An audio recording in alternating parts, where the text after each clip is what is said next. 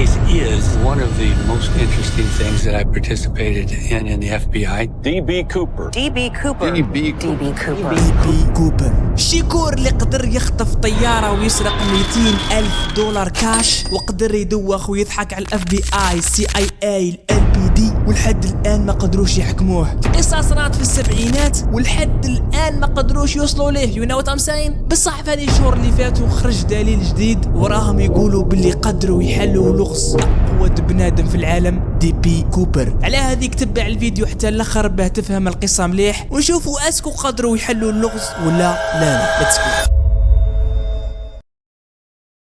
في 24/11/1971 في هذا اليوم كان عند الامريكان عيد الشكر، عيد الكفار. والله نحير في الكفار هذو، دائما القصص المقودين يصراو في الاعياد نتاعهم. المهم في هذا اليوم الالاف نتاع الناس راجعين ديارهم باه يحتفلوا بعيد الشكر ويشربوا الخمور ويديروا الحفلات والميسر والعياذ بالله. يوناوت ابساين. المهم محطات البيس، محطات القطار، المطارات الكل معمرين بالناس، الغاشة الكل مروح لديارهم، اجواء طبيعية، الكفار زاهيين، كل شيء مريقل. بصح في هذا اليوم دخل راجل مجهول المطار بورتلاند، راجل لابس كوستيم كحل، نواظر كحل، كرافطة حمراء، مكشخ كيما يقولوا خاوتنا، يبان من البيزنس مان، وكان هز معاه في يده فاليزة صغيرة. المهم واحد ما شك فيه، بالعكس يشوفوا هكذاك مكستم يحسبوا كالشخصية ولا. بصح واحد ما على باله باللي هذا السيد رايح يدير أعظم عملية اختطاف طائرة في العالم. هيلنا. المهم السيد هذا دخل المطار عادي وراح لشباك التذاكر، شرى البي باه يروح لسياتل وسجلها باسم D.B. كوبر اللي هو اسم مزيف. المهم هذيك تذكيرة نتاع رحلة وحدة برك، رحلة الذهاب برك، رايح يروح لسياتل وسلكها $20,000 كاش. وانت بالك تجيك الفياقة وتقول لي كيفاش اعطاهم اسم مزيف وما في ريفاولوش الهوية نتاعو. ريلاكس برو، هذه رحلة داخلية المدة نتاعها نص ساعة اذا كثرت. هما عندهم الطيارة كشغل راه راكب في البيس، ما كاين لا تفتيش لا والو، يحتاجوا منك غير اسمك. قول لهم اسمي بوزيد وتكل على ربي، واحد ما يحوس عليك. وهنا عندنا في الجزائر حبيبنا عنده طيوطا كواستر 2009 يتقلش، حاسب روحه كاسب طيارة. المهم كوبر استنى شوية ومن بعدها يطولوا على الرحلة نتاعو، وركب في الطيارة وشد البلاصة الاخرى، الكرسي الاخر، وبالاك تجيك الفياقة وتدير كيما كوبر وتشد البلاصة الاخرى في الكواستر. يلناه نصيحة من القلب، بالاك تقعد في هذا الكرسي، اي اقعد على الكرسي الكهربائي وما تقعدش في هذه البلاصة في الكواستر. كي تقعد في هذه البلاصة في الظاهر راك قاعد، بصح تحس روحك راك واقف، تحس روحك مايل، ما تقدر تتحرك، ما تقدر تهدر، ما تقدر تتنفس، تحس روحك محنط. العذاب صحيبي، العذاب، العذاب صحيبي، العذاب، العذاب الشديد.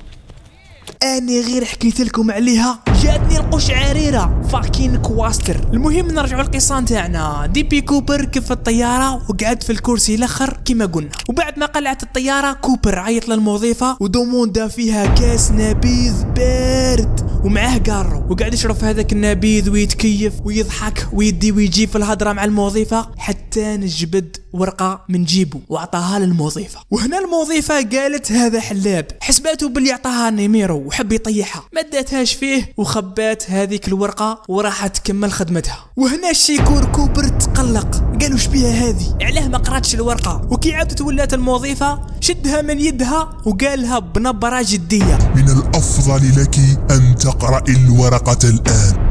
هنا الموظفه بدات تخاف وجبدت هذيك الورقه وبدات تقرا فيها. Miss, I have a bomb here. I want you to sit next to me. ومن بعد هذيك الموظفة ماتت بالخلعة وقعدت توالو كيما قالها، وديركت كوبر فتح لها هذيك الفاليزة اللي كان هازها وشافت باللي فيها بومبا هيل ناه، وبدا يخلع فيهم وقال لهم باللي قادر نفجرها في اي وقت. المهم كوبر قالها ابدا يتماركي في المطالب نتاوعي واديهم ديريكت للبيلوت. كوبر دوموندا 3 حوايج. الطلب الاول قال لهم كي نهبطوا للمطار لازم تجينا سياره باه تزيد تعبينا الوقود للطياره. الطلب الثاني دوموندا $200,000 كاش. الطالب الثالث قال لهم جيبوا لي 4 من الباراشيت. المهم الموظفه كتبت هذوك المطالب وداتهم ديريكت للطيار وقالت له باللي راه راكب معنا مهبول وعنده بومبا، والطيار ديريكت ما حبش يفهم، عيط لبرج المراقبه وحكى لهم القصه وتفاكات الحالة. عيطوا الاف بي اي سي اي اي وبداو يوجدوا في الدراهم والمطالب الاخرين، والطيار بدا يطول في الطريق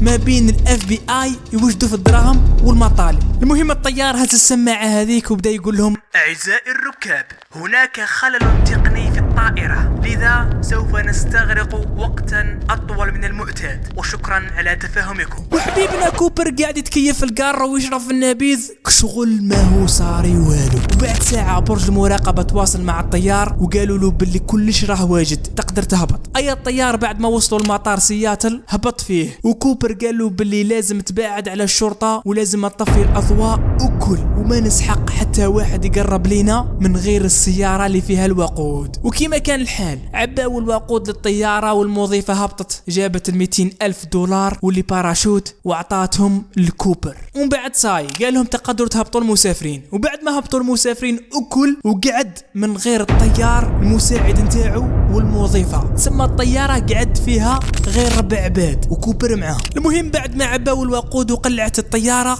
قال لهم كوبر الوجهة نتاعنا الجاية هي المكسيك. بيلوت قالوا امبوسيبل، هذه الطيارات وصلنا المكسيك. وبعد ما تناقشوا وهضروا قال لهم كوبر مال الوجهة نتاعنا الجاية هي رينو، بلاصة واسمها رينو واللي جاية في نيفادا. بصح كوبر شرط على البيلوت انه يطير على ارتفاع 3000 متر برك، ما يزيدش فوق هذا الارتفاع، ويمشي بسرعة 300 كيلومتر في الساعة. وقالوا لازم تطفي الاضواء وتخلي العجلات هابطين. وهذه الطيارة كانت من نوع بوينغ 727 اللي كانت الطيارة الوحيدة في العالم اللي فيها دروج من لاريير. هي طيارة عادي بصح فيها دروج من لاريير يتحلوا ويتسكروا. You know what I'm saying؟ المهم بعد ما جازت 50 دقيقة من اللي قلعوا من مطار سياتل، كوبر قال للموظفة دخلي لغرفة الطيار وغلقي الباب وما تخرجوش منها. وهنا بدا كوبر يوجد في روحه، وجد الباراشيت وهز معاه الدراهم. وبعد ما وصلت الطيارة فوق واحد الغابة ديريكت بدا يفتح في هذوك الدروج. وهنا الطيار قال واتس جوين اون. الطيارة بدات تتحرك وبدات تفقد في الضغط نتاعها.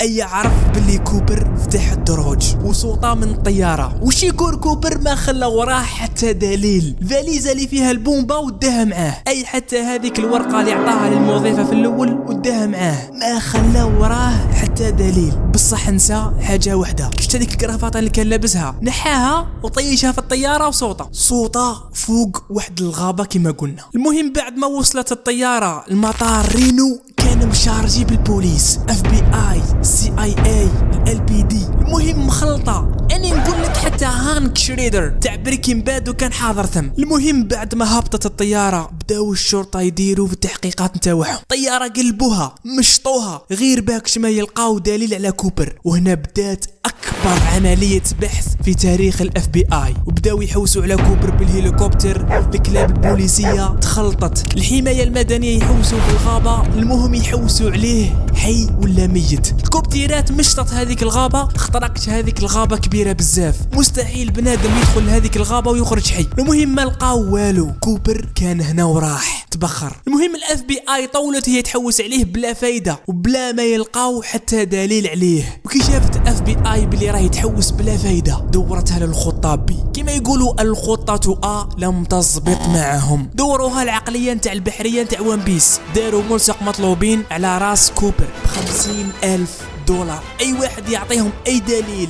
اي معلومة على كوبر. والناس غير سمعت $50,000 بدات تعيط وبداو يكذبوا، وكل واحد يقول باللي اني شفت كوبر هنا، واحد يقول لهم راه في البلاصة الفلانية. المهم الالاف من الاتصالات، كل واحد وش يشلق. من بين هذيك الاتصالات واحد قال لهم باللي راني لقيت مظلة في الغابة، والاف بي اي داروا التحاليل ولقاوها باللي خاطئة، والراجل غير يكذب عليهم باه يربح هذيك $50,000. المهم مهطوه بالضرب وراحوا. وكاين واحد ثاني عيط الاف بي اي وقالهم باللي حبسوا التحقيق، اخلقوا القضية، معاكم الشيكور كوبر اون بارسون، ونحوس نسلم روحي بصح بشرط تعطوني $100,000 وتجيبوا لي طفلة بيضاء. مهم قبل ما يكمل الهضره نتاعو كوباو عليه ديريكت، وش قاوليه حتى للدار لقاوه باللي ذر مصغر يترشق بالدولة، زادوا مهطوه بالضرب. المهم الشعب قاعد يترشق بالاف بي اي حتى 1980 جاهم دليل الجديد، وهذه المرة صح مشيت مسخير. لقاو $5000 مرميين في النهر، وبعد ما داروا التحقيق لقاوها بلي صح هذيك $5000 جزء من الدراهم اللي سرقهم كوبر. وشفيتوا على هذيك القرافاطة اللي نساها كوبر في الطيارة قبل ما يصوتي؟ داوها للمخبر وداروا لها التحاليل، لقاوها بلي فيها جزيئات من المعادن اللي يخدموا بها الطيارات. والاف بي اي ديريكت افترضوا بلي كوبر ميكانيسيان تاع طيارات. هنا الاف بي اي بداو يحقوا مع اللي يخدموا في الطيارات. المهم اشتبهوا في 800 شخص، من بينهم 4 تقدر تقول بلي كانوا متأكدين بلي كوبر واحد منهم. المشتبه الاول كان اسمه دوين ويبر. دوين هذا شكوا فيه خاطركش كان عسكري سابق ومجرم داخل الحبس قداه من مرة، وبزيادة كان محترف في الهبوط المظلي. وكيف تشو دارو لقاوها مليانة بالملاحظات والوراقي كاتب فيهم طريقة اختطاف الطائرات وسرقة البنوك، وقاتلهم مرتو باللي قبل ما يموت قالها باللي هو دي بي كوبر اون بارسون. وبعد ما الاف بي اي حقت لقاتو باللي مش هو اصلا، والسيد كان قابضو الزهايمر، واصلا في الفترة اللي صارت فيها القصة في 1970 كان مريض ما يقدرش يتحرك. اي اني لاوه من قائمة المشتبهين. والمشتبه الدوزيام واحد اسمه كينيث كريستين. كينيث هذا يخدم في نفس المطار اللي صارت فيه القصة، والسيد بعد ما صارت القصة شرى أراضي وديار غاليين صح، اي شكوا فيه. وبعد ما حقوا معاه لقاوه سمين، الجسم نتاعو ما يتطابقش مع كوبر، واصلا لقاوه باللي ما عنده حتى خبرة في الهبوط المظلي. اي زادو اني لاوه. والمشتبه التروازيام اسمه روبرت، اللي كان ثاني عسكري سابق وشيكور في الهبوط المظلي، وزيد خبير في المتفجرات. وبزيادة حبيبنا دايما يقول للناس باللي كوبر جايح، وكان جيت انا في بلاصتو وراني درت ما اكثر وراني دومونديت دراهم اكثر، ويقول لهم انا شيكور عليه. المهم بعد ما حقوا معاه لقاوها غير فرشة وغير تاع هضرة برك. ايا زادوا استبعدوه. تسمى هكذا قعد مشتبه واحد فريد واللي هو كوبر اون بارسون. والمشتبه الاخر هو ريتشارد، وهذا هو كوبر شخصيا كما كنا نقولوا. كيفاه عرفوه السيد؟ ريتشارد هذا دار نفس عملية الاختطاف، عاود نفس السيناريو نتاع القصة الاولى. طلع الطيارة وعطى ورقة للموظفة ودوموندا الدراهم والباراشيت. المهم عاودوا لهم نفس السيناريو، بصح كي صوتا من الطيارة شدوه لابوليس ديريكت. يلا وهنا قدروا يحكموا الشيكور اللي قدر يلعب بهم سنين وسنين. بصح ويت مينت، دي بي كوبر بغى لهذه الدرجة عاود نفس القصة، عاود نفس السيناريو، نفس الخطة اللي تفضحت. This is bullshit. وانا بديت نتعلق بشخصية دي بي كوبر وقلت باللي دي بي كوبر هو شيكور الكرة الأرضية. كاين زوج شواكر في الدنيا هذه، شيكور الكرة الأرضية دي بي كوبر، وشيكور الطريق في الجزائر. بصح استناو تشفاو على الموظفة الأولى هذيك اللي عطاها كوبر الورقة. كي شافت ريتشارد قالت لهم مستحيل يكون هذا هو كوبر، ما يشبهلوش أصلا. المهم الاف بي اي غلقت القضية وحصلوها في ريتشارد وحكموا عليه 45 سنة حبس. وبعد عامين قدر يهرب من الحبس ودخل مع الشرطة في تبادل نار ومات. وبعد الناس بدأت تدير في النظريات تقول بلي ريتشارد مستحيل يكون هو كوبر، وكوبر مزار حر طليق. المهم ما ظهرش حتى جديد على قضية كوبر حتى 2016. خرج لنا واحد الطيار متقاعد فاتح قناة يوتيوب سبيسيال لقضية كوبر، وبدا يحقق في قضية كوبر، وادعى انه قدر يكشف على هوية كوبر الحقيقية وقدر يوصل للعائلة نتاعو. وقال لهم باللي راني لقيت المظلات والفاليزة والادوات اللي استعملهم كوبر، واصلا العائلة نتاعو استعرفوا باللي باباهم اللي مات هو كوبر. المهم رانا نستناو في الاف بي اي يعاودوا يفتحوا القضية ونشوفوا اسكو اليوتيوبر هذاك صح ولا كذاب. We just solved it. Literally. وانت وش رايك ما برادر؟ وش هي النظرية نتاعك؟ اسكو قدروا يحلوا اللغز ولا لا؟ اكتب لي في الكومنتار تحت. وما تنساش دير جام سبسكرايب، ونشوفكم في الفيديو الجاي. Let's go.